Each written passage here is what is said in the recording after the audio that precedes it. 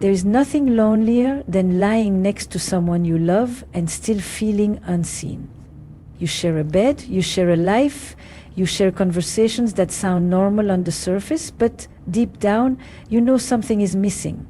The silence between his words is louder than anything he says. And that silence is where you live, where you ache, where you question yourself in ways you'd never dare admit out loud. You wonder, why do I feel so alone when I'm not actually alone? Why do I ache for a closeness that never seems to come? Is it me? Am I asking for too much? These are the questions that follow you through the night, the ones you bury beneath a smile when daylight comes. You don't dare say them out loud because you're afraid of what the answers might reveal. So you hide it, you laugh with friends, you post the pictures that make it look like everything is perfect. You go to family dinners and tell everyone you're doing fine. But when the night is quiet and your guard drops, the truth stares you in the face. You feel lonely in the very place that was supposed to make you feel safe. Have you ever cried silently while he slept peacefully beside you, wondering how he could be so close and yet so far? You replay conversations in your head, searching for the moment it all shifted. You think about the way he used to look at you, the way his words once made you feel like the only woman in the world. Now, you notice the way his eyes drift when you talk, the way his responses sound distracted, the way your laughter doesn't seem to reach him anymore. And you ask yourself, did I change? Or did he? Or was it always this way and I just didn't want to see it? Every day, you play the role, you keep the peace. You tell yourself it's not that bad, that maybe this is just what relationships become after time. But deep down, you know love was never meant to feel this lonely. Love was supposed to be the place you exhaled, not the place where you hold your breath. There is a pain in pretending you're satisfied when your soul is starving. Pretending you're understood when your words die in the air between you. Pretending you're held when what you really crave is to be seen. And the weight of that pretending is heavy. It drains you in ways no one else can see. The truth you've been too afraid to whisper, even to yourself, is this: feeling alone in your relationship doesn't mean you're broken. It doesn't mean you're unworthy. It means something inside you is awakening, recognizing that the love you've accepted is not the love your soul longs for. And until you face that truth, the questions will keep you up at night, haunting you in the quiet spaces no one else knows about. There's a kind of loneliness no one talks about, the kind that doesn't come from being single or from being physically alone. It comes from lying next to the man you love and still feeling invisible. You share a space, maybe even a home, but there are nights when the distance between you feels wider than oceans. And you ask yourself, though you never dare to say it out loud, why do I feel so unseen when the person I love is right here? You know the routine too well. You wait for his text even though you promise yourself you wouldn't. You tell yourself you won't check, that you'll focus on your own life, but your eyes keep drifting back to the phone, hoping his name will light up the screen. When it doesn't, you replay the last conversation in your head. Did I sound too needy? Did I say something wrong? Should I have just stayed quiet? The silence gnaws at you louder than any fight could ever be. And when the text finally comes, short, casual, like he's doing you a favor, it doesn't ease the ache. If anything, it deepens it. You read it over and over, searching for meaning in a handful of words, wondering why your heart is so invested in something that feels so hollow. Have you ever caught yourself clinging to crumbs and calling it a meal? During the day, you wear your mask. You smile with friends, you laugh at the right moments, you post the photos that make it look like life is perfect, but inside, you're carrying questions you can't put into words. Have you ever smiled on the outside while breaking on the inside? That's the reality you know too well. Pretending you're okay because admitting the truth feels like it might shatter everything. You notice the little shifts that no one else sees. The way his eyes glaze over when you talk about your day. The way he scrolls his phone while you're sitting right there. The way he used to hold your hand in public but now walks a few steps ahead. They are tiny details, but together they carve out a canyon between you. And you start to wonder, did he change or did I? Or has this loneliness always been here, waiting for me to notice? Nights are the heaviest. You lie awake staring at the ceiling while his breathing stays steady beside you. You replay old memories, the early days when he couldn't get enough of you, when every word felt like a promise, when you felt chosen, and you compare it to now, the silence, the indifference, the way you feel like a ghost in your own relationship. Have you ever cried quietly into your pillow so he wouldn't hear, even though part of you wished he would? It's not just the loneliness, it's the confusion, because on the surface everything looks fine. He's there, he hasn't left, he still says I love you, but why does it feel so empty? Why do the words sound like they've lost their weight? Why do you ache for a connection that never seems to come, no matter how much you give? So you tell yourself stories. This is just a phase. Maybe all relationships end up this way. Maybe I'm expecting too much. You convince yourself to settle for the scraps of attention, for the fleeting moments when he does show up, because at least it's something. But deep down, you know it's not enough. And that's the hardest part, the double life you live. On the outside, the woman who seems to have it together. On the inside, the woman who wonders every single day why she feels so alone in the one place that was supposed to feel like home.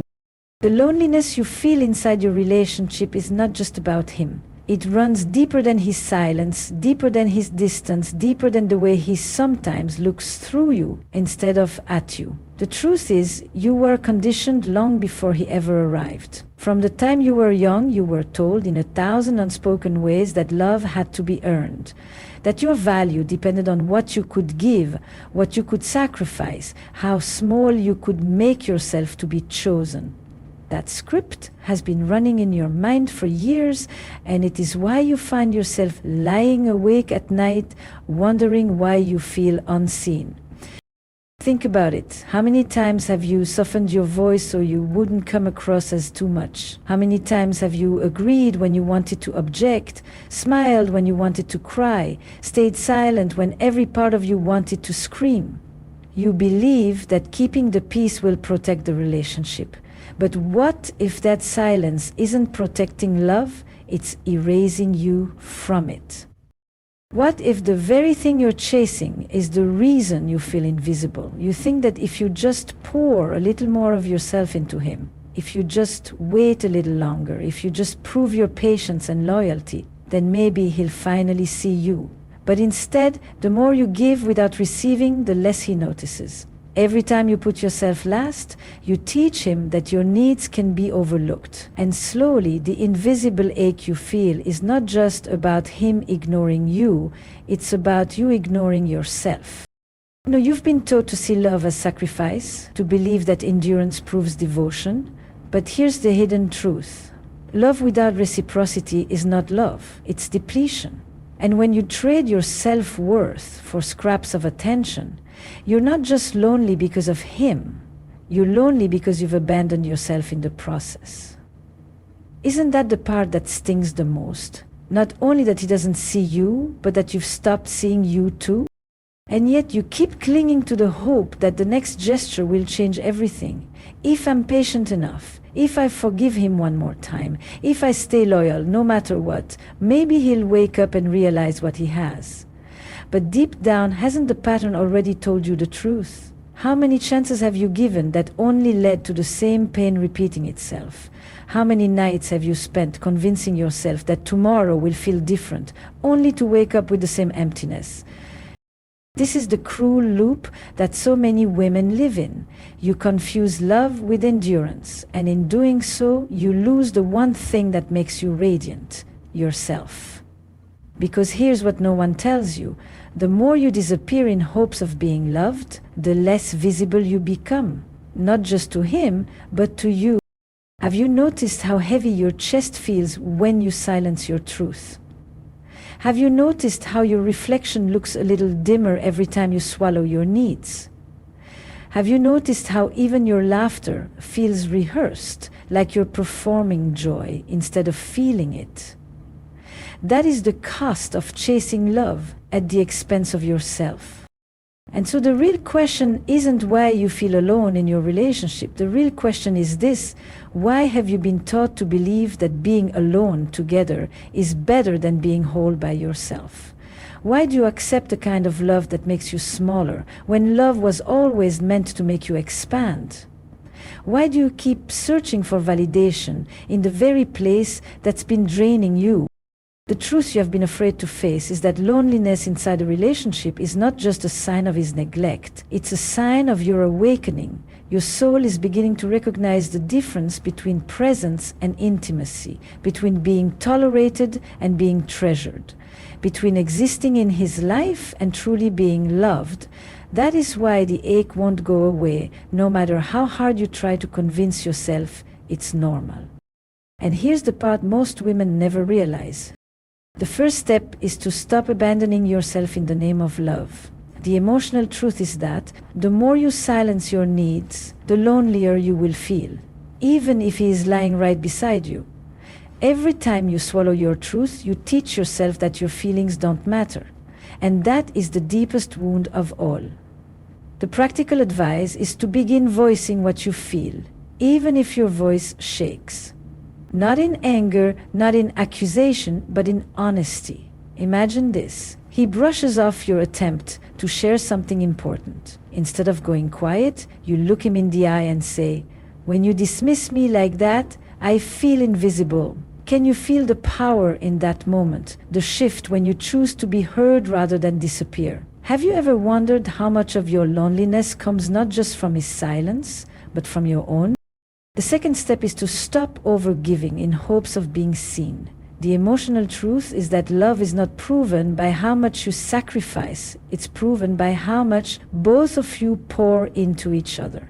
When you are the only one carrying the weight, it doesn't make the relationship stronger. It makes you exhausted. The practical advice is to match his effort, not his excuses. If he pulls away, you don't chase. If he gives less, you don't rush to fill the gap. Picture this. He cancels plans for the third time that month, expecting you to brush it off. This time, you don't beg or justify. You simply say, "I need consistency. If you can't give that, I won't rearrange my life for empty promises." Doesn't that sound like the moment you stop begging for crumbs and start demanding a table worthy of you? The third step is to create a life outside of him that nourishes you. The emotional truth is that the more your world revolves around him, the more shattered you feel when he drifts away. But when your joy is rooted in yourself, his presence becomes a choice, not a lifeline. The practical advice is to reclaim the parts of your life you abandoned for him, your friendships, your passions, your ambition. Imagine this. Instead of waiting at home, scrolling and hoping he calls, you're out with friends, laughing so hard your cheeks hurt, or sitting in a cafe working on something that lights you up. When he finally texts, you see the message, but it doesn't control your heartbeat. Isn't it freeing to realize your happiness doesn't have to hinge on his attention? The fourth step is to honor your boundaries, not as walls to keep love out, but as gates that protect it. The emotional truth is that boundaries are not rejection, they are self-respect. Without them, love erodes into resentment. The practical advice is to decide what you will and will not tolerate and then live by it. Example, he raises his voice in an argument, something you've always let slide because you didn't want to escalate things. This time you calmly say, "I won't stay in a conversation where I'm being yelled at. I'll talk when we can speak with respect." You walk away, not to punish him, but to honor yourself. Can you imagine how powerful it feels to stop letting someone else decide the level of respect you receive? These steps are not about punishing him. They are about choosing you. They are about reclaiming the dignity that loneliness has been stealing from you night after night. They are about asking yourself the questions that matter. What if my worth doesn't need his validation? What if love was never meant to cost me my peace? What if I finally treated myself as the woman I've been begging him to see? Because the truth is this: the moment you stop disappearing for love is the moment you begin to truly be seen. And the woman who sees herself first will never again settle for a love that makes her feel invisible. There comes a moment when you realize the loneliness you've been carrying was never proof of your unworthiness, it was proof of your spirit asking for more. You've spent nights questioning yourself, wondering what's wrong with you, wondering why love feels like emptiness instead of safety. But the truth is, nothing is wrong with you. The ache you feel is not weakness. It is the signal that your soul refuses to be silenced any longer. You are not the woman who was meant to live half-loved. You are not the woman who was born to beg for scraps of attention. You are not the woman who needs to disappear to be chosen. You are the woman who carries fire in her chest, even when the world told her to shrink. You are the woman who has survived nights that could have broken her, mornings where she smiled through tears, days where she held herself together with nothing but sheer will. And that is not something to hide, that is something to honor. Imagine this. One day you wake up and realize you are no longer waiting on a text to feel alive. You are no longer shrinking your voice to keep the peace. You are no longer carrying the weight of a love that doesn't carry you back. You are standing tall, shoulders squared, heart steady. And for the first time in years, you look in the mirror and see her. The woman you lost, the woman you silenced, the woman who always deserved more. Doesn't that image feel like freedom? The truth is, real love will never ask you to vanish. Real love will never make you question your worth. Real love will never leave you crying in silence while pretending in daylight. Real love will meet you where you are, see you for all that you are, and still want to stay. And until that love arrives, you have the power to give it to yourself first. Your story is not one of emptiness. Your story is one of awakening. The loneliness you feel now will become the soil where your strength grows. The tears you've hidden will become the water that softens your heart without breaking it. The silence you've endured will become the space where you finally hear your own voice again. You are not invisible. You are not replaceable. You are not too much or not enough. You are the kind of woman who, once she chooses herself, will never again settle for being unseen. And that choice, that moment of choosing yourself, is the beginning of everything you've been waiting for. So hold this truth like a shield. You are already whole. You are already worthy. You are already the love you've been searching for. And the day you claim that is the day everything begins to change. And now ask yourself this, and let it echo long after the words fade. If the love you're clinging to keeps making you feel alone, is it really love at all?